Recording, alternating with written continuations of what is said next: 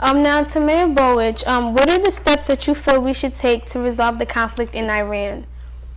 I mean, Iran. Iran No, with the nuclear yeah, standoff. In Iran, it's a very interesting situation because the war in Iraq that the councilman just spoke about gave power to Iran. All we've done by attacking Iraq is make Iran more powerful. And by doing that, we've created a country in Iran who took 444 days. They held hostages of American military and embassy personnel in 1979 and 1980.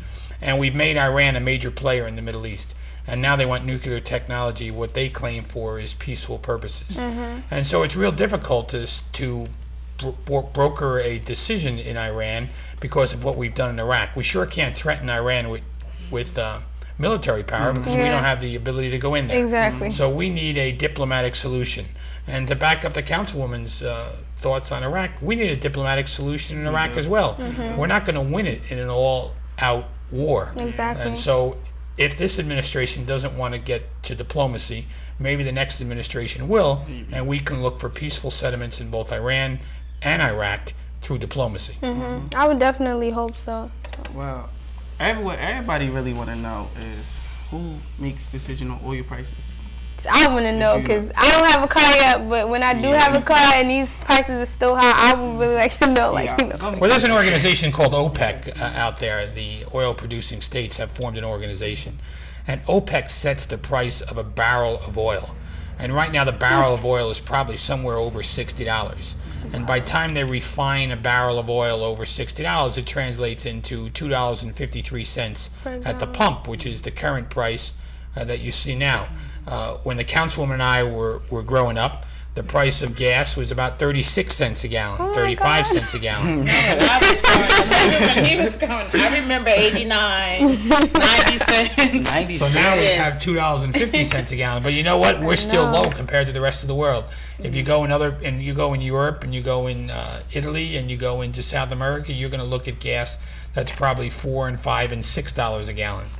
So here in the United States, at $2.50, it's still that's a lot of money. One of the reasons it's low is because not a lot of people. We don't have a lot of taxes on the gas.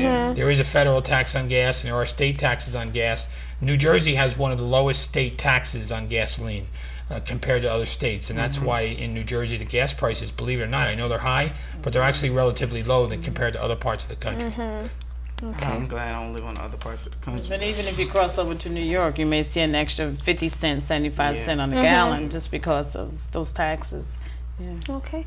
The next question now, I worry about this a lot because it's especially with the weather, like we really don't know what's going on with the weather, but like what do you think are some everyday things that we can do to prevent global warming? Well, this is last week was Earth Day celebration, and the council and I have been active in working with Future City and others on Earth Day. And I remember growing up, naturally I grew up before the councilwoman, but there used to be this big Indian on television.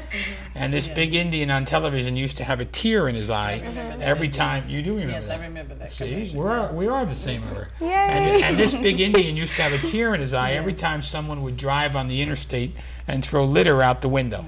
And this Indian would cry as, you're ruining the land that I helped build. And I think that goes a long way towards global warming. I've asked the police department and all city vehicles that when they're out of the car to turn the engine off, that there's no more idling of municipal vehicles. We can do that collectively. Don't leave your car running. We can do things such as plant flowers and plant trees that will help towards global warming.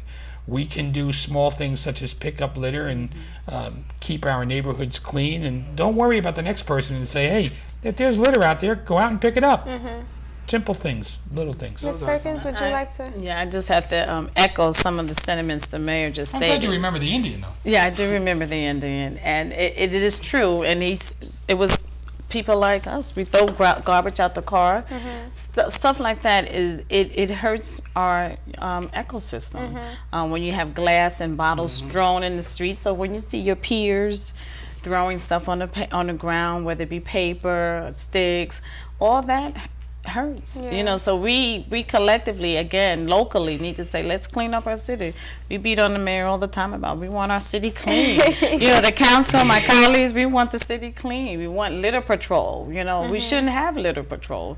People should be conscious enough, you know, to use the waste receptacles that we have put out along Broad Street and other areas. You know, we shouldn't have to tell you to pick up the garbage. We shouldn't have to give fines to residents and say, you know, because you have too much litter out in front or too much litter in your back. You know, we need to do that. That is so simple. It'll go a long way. Okay. Now to the mayor. Okay.